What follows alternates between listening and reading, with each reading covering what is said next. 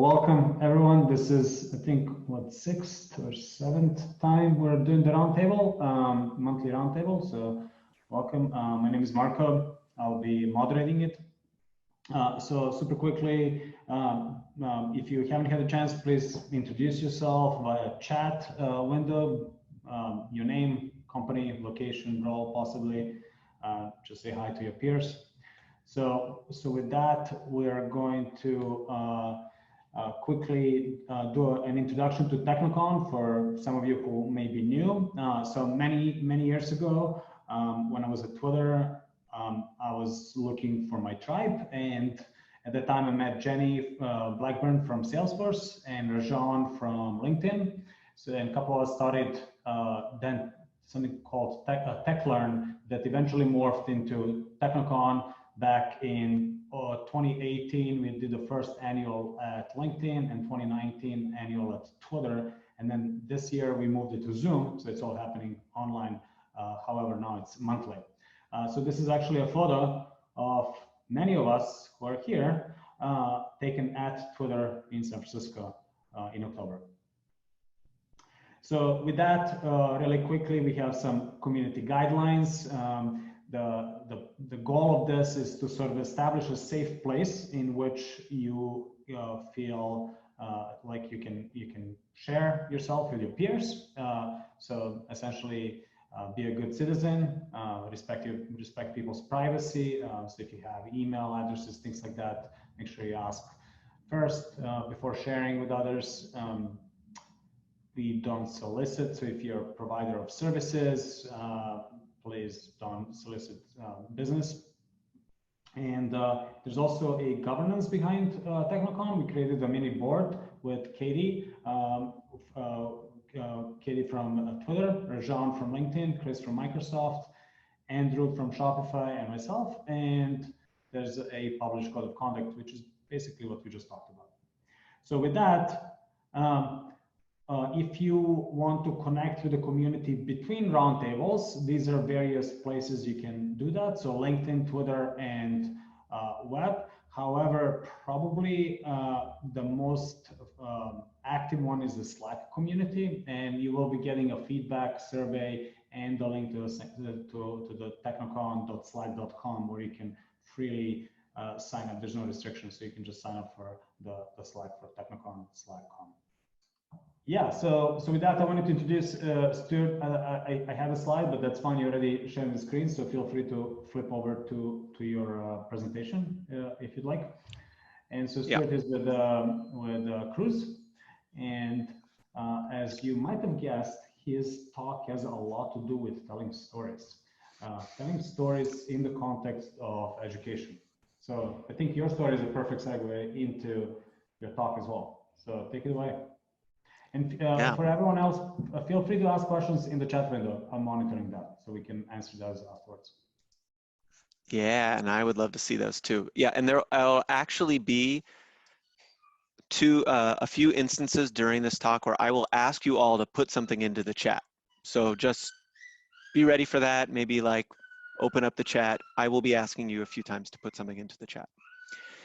All right, so what I'm sharing about today is, well, the title ahead of time was Standard Story Construction with Subject Matter Experts, which is a very descriptive, if long, title. We could just say Stories for Tech Topics. Let's get into it.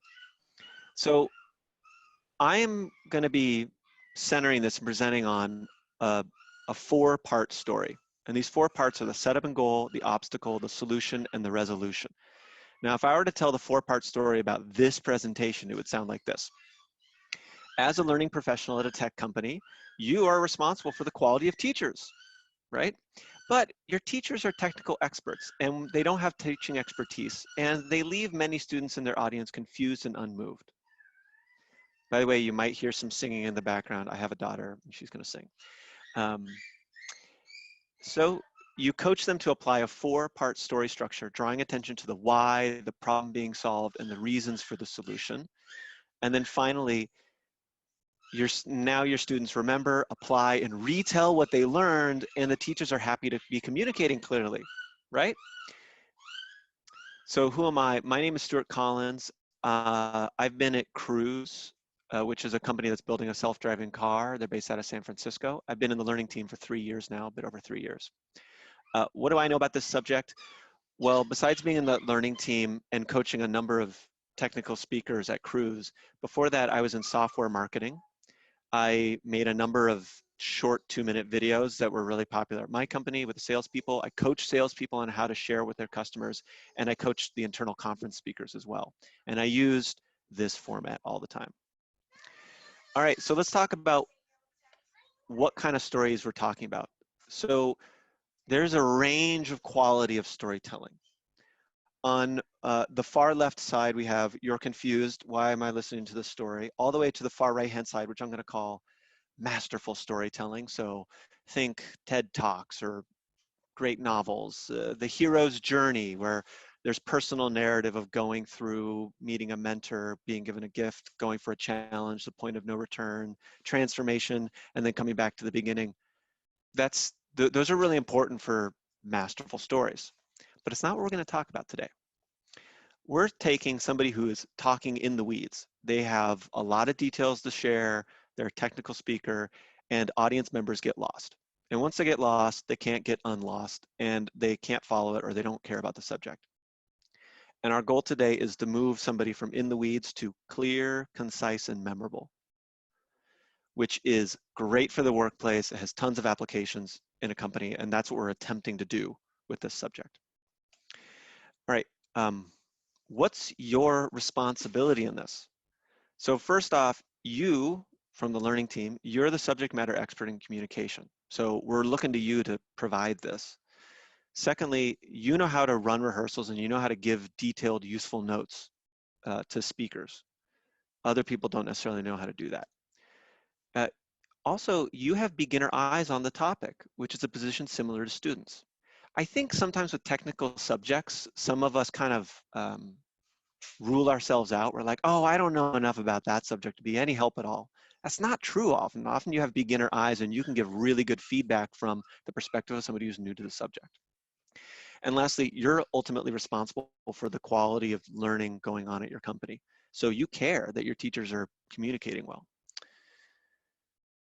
All right, so I'm going to give an example. I'm going to talk through a mini technical subject in a somewhat normal way that you might find just out there in the wild, and then I'm going to break it down and reorder it in the 4-part story way, and you can just kind of hear the difference.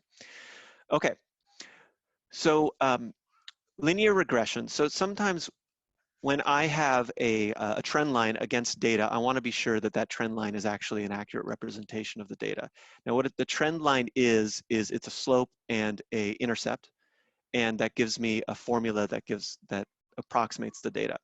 The hypothesis here is that this trend line, that some non-zero slope is appropriate for this data, and the null hypothesis that I'm testing it against is that there is no slope that's appropriate for the data. So what I do is I apply a hypothesis test, I subtract the trend line from the data, I check for a normal distribution across the 0, and if it's a normal distribution, I know that the trend line appropriately represents the data. Now, okay, that's take 1. Now listen to it, the same content, but now in 4 parts. So part 1, I have a set of data, and I want to summarize my data with an XY formula so that I can improve our prediction algorithm. That's important to do. But a linear formula, that blue line, might be inappropriate. And if it's inappropriate, that would result in bad predictions later. And that would cause problems. And so I'm going to test that linear line. I'm going to test to see if that linear line is statistically sound using a hypothesis test. And the way I do that is I find the difference between my data and the trend line, and then I plot that difference on a new chart over here on the right-hand side, and I check to see if the data is distributed like a normal distribution up and down across the line. And if it is, it passes my test, my hypothesis passes, and I say that this is a trend line.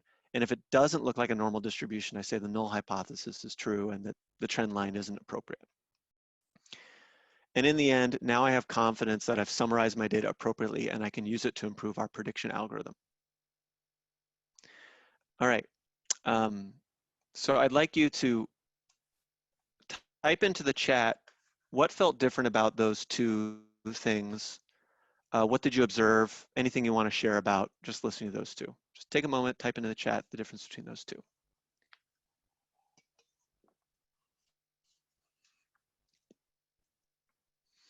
Yeah, I included the why. You understood the second time. I was motivated by the problem statement in the second example. The second one had direction. The delivery was more organized. There was more visuals. There was. Why did I care? The point was clear the second time. There was context. You broke it down and simplified it. It was clear the second time. Clarity of the thought process being solved. Yeah, the second was less boring. Yes. So I'm going to actually pick on or take that one up. The second was less boring. People often have the experience when you listen to this the first time of about 10 seconds in being like, I don't know, that's whatever. You know, I'll check in on the next slide. And you check out. And that happens when we do things out of order. When we jump to the solution right away and we never included the problem or the goal. Because the problem and the goal give us the why and why the audience should care. And without that, the audience is kind of confused and unanchored. And so with the second time, I started with that. Now, one thing I'll point out is that it's possible that when I was going through the solution the second time, some of you all still kind of were like, I don't know if I completely followed what he said there. But I would wager that you at least have a sense of why we're trying to do this and what we got in the end. And that is valuable. You at least got where we started and where we ended. And you're like, and I kind of got a sense of what's in the middle, even if I don't understand it perfectly. So that's a big improvement over where we started. Okay, so the 4-part story, now I'm going to go through it with you, and so you can start to apply it and see it. I want you to be able to just see it like night and day. So the 4-part story has setup and goal, the obstacle, the solution, and the resolution. This is also how commercials are structured. Ooh, I don't know if I'm sharing my sound. Just a second. Marco, give me a thumbs up if you hear sound. If not, I'm going to stop and restart. Is it? Okay. Just a moment. Let me stop and restart sharing. Yeah, this time it'll work. Sounds important there. Okay. All right, so I'm going to play this. This is a commercial. It turns out that every pharmaceutical commercial ever follows this formula. So just watch it and look for the 4 parts, okay?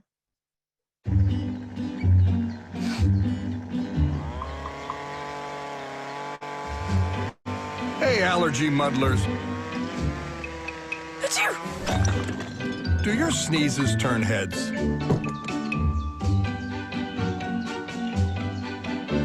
Try Zyrtec. Zyrtec starts working hard at hour 1 and works twice as hard when you take it again the next day. Zyrtec, muddle no more. Okay. So that's a 30-second commercial. And if you time it out, there's about 5 seconds at the beginning spent on the context and the goal. There you are in your garden, wanting to be outdoors, gardening. And then there's the problem. But your sneezes turn heads. And then the solution, try Zyrtec. It starts working in the first hour and it'll work twice as hard the next day. And then the resolution, so you can get back to the thing you love, gardening with your friends. And it shows up again and again and again and again and again in commercials. So, so now I'm gonna ask you to type something else in the chat now. Using the numbers 1, 2, and 3, and 4, I'd like you to just describe how you see speakers around you at your company telling stories. Like, what order do these things come out in?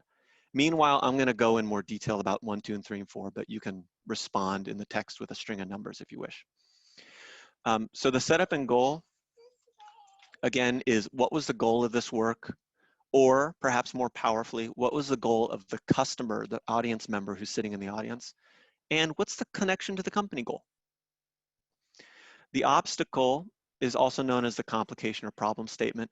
It's why we won't achieve our goal with business as usual. Or just what's driving change? What's the problem? Solution, what do we do to solve the problem? How does it meet the problem? How can the audience use it? So if this is a lesson, this is where the thing that the teacher is teaching comes in, is that here you go. They're teaching the thing, the solution, the how you do the thing is that solution. And then finally, resolution is what were the results? Did we achieve our goal? Did we learn something in the process?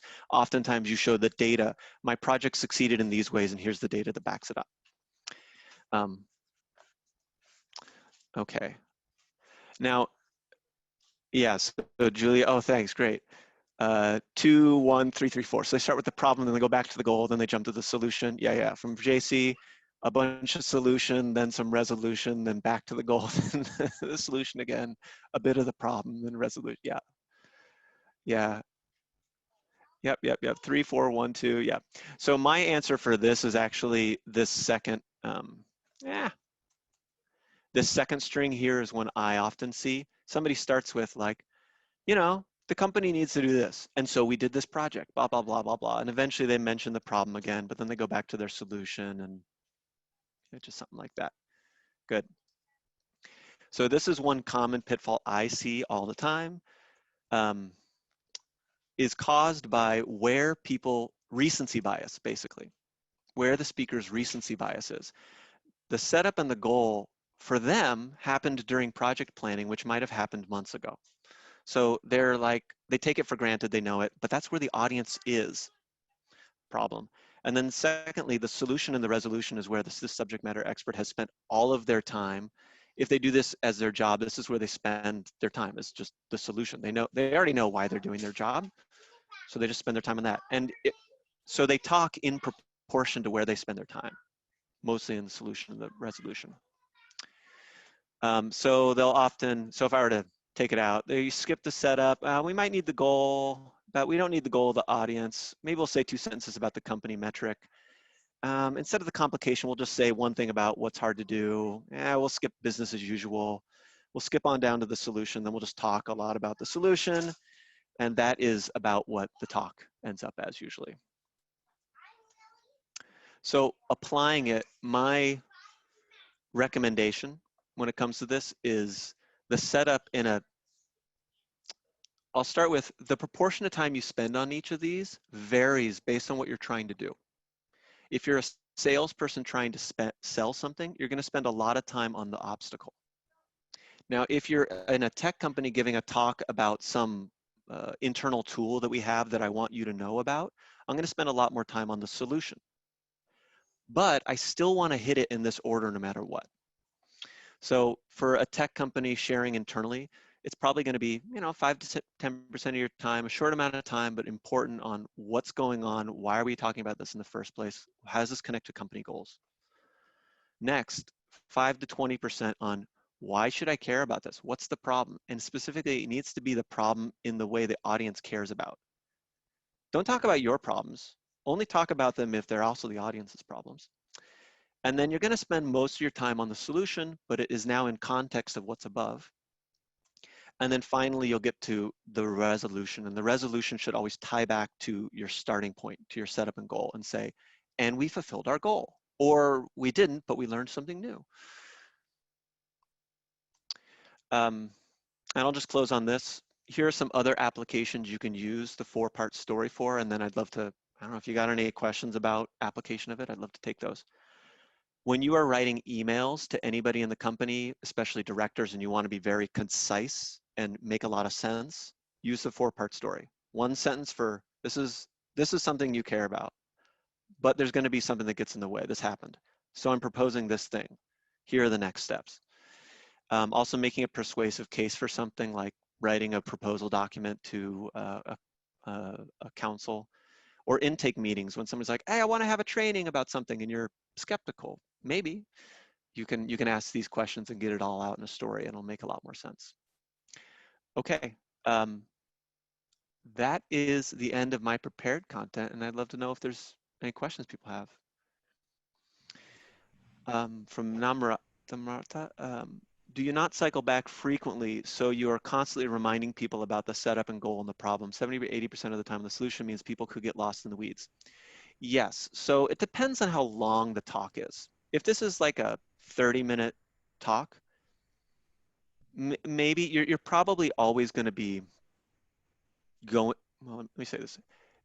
If you spend a sufficient amount of time at it at the beginning, declaring this is why we're doing this, then it will be really natural during that solution time to be like referencing back to it without spending a lot, without redirecting the whole talk to talk about goals of the company. So yes, you are going to be perhaps mentioning company goals throughout, but you're able to do that easily because you did the work at the beginning. Yeah. Any other questions? Questions, comments?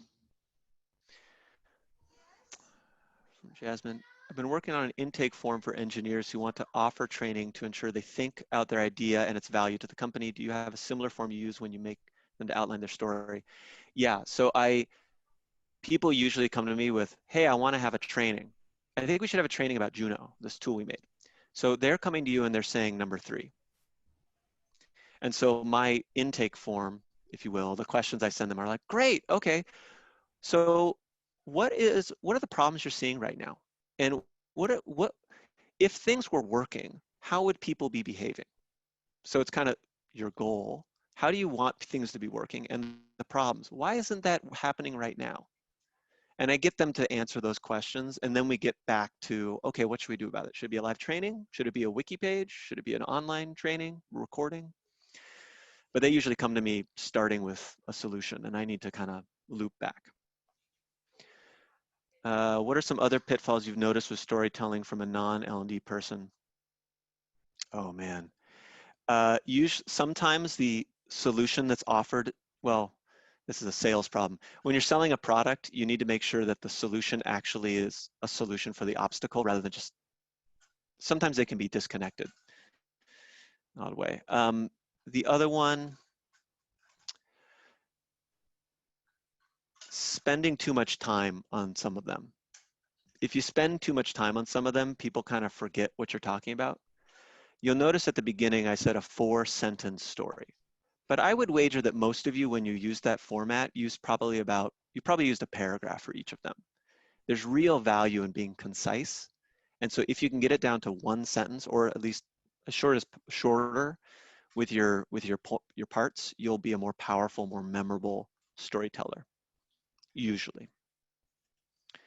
I also believe it's situating the problem in the audience's world versus your own. Yep, totally. So if you want to, I would say start with this. Master seeing, as somebody talks, just hearing what of these 4 things they're talking about at the moment. Sometimes I just let people talk in an intake meeting and I'm taking notes and I'm jumping around in a document, putting sentences they say in part 1, part 2, part 3, and part 4 of this. And that's just something I do. When you get to more advanced storytelling, perhaps when you start thinking about personal narratives, there's other things that can come in and apply, but that's like next level. Start with just this. How relevant is the format? Could slides make your presentation weak? Slides can be poor definitely all the time, and they can be too wordy. So slide work, I'd say all the fundamentals you know about slide work stay true, but one thing you could do, you could have 1 slide for each of these, or you could have different sections on a slide for each one. Like the top of the first slide is your goal, and the bottom is, but the compelling reason why we can't get our goal with business as usual. But having it segmented off keeps it very linear and easily understandable by the audience. From Julia, thoughts on including anecdotes? Anecdotes are super powerful, especially with the obstacle.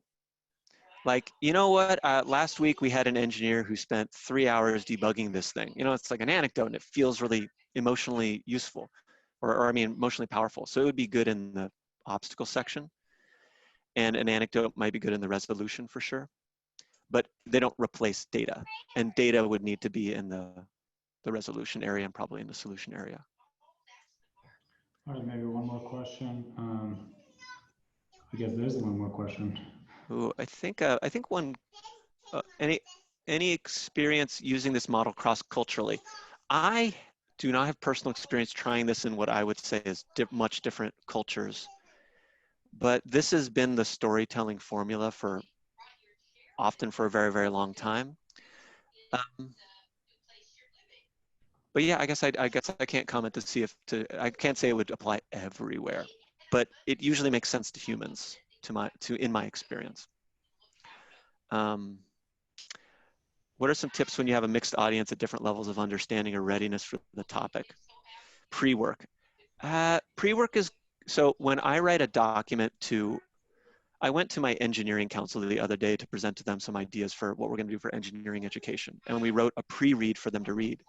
And we were thinking about these 4 as we wrote it. Now, do they read it or not? That's another thing. So you need to be prepared to present it in this order. But when you have a mixed audience and different levels of readiness, one thing I would say about that, the last thing I'll say, setup and goal. Sometimes people worry like, oh, but my audience knows all the stuff, the setup and goal. I'm just being redundant for them. And if you linger too long on that subject, yes. But if you don't cover the setup and goal, you're going to lose all the newcomers. And when you cover the setup and goal, for the people who are familiar with the topic, they get reinforced and recentered on why they're doing this. It usually is really healthy for both groups to hear the setup and goal. And you do need to be concise about it often. Okay. Thank you, Stuart. I just want to make sure we also keep moving to the next totally. Talk. I appreciate it. It sounds like that was it seems like there was a lot of interest on that. We'll talk about how to continue conversation as well later on. So we'll make sure all the questions are answered. Thank you. Again, great talk. I love how you kind of package the whole hero's journey into like 4 stages. And of course, I wanted to thank our sponsor, Zyrtec, for bringing this talk. So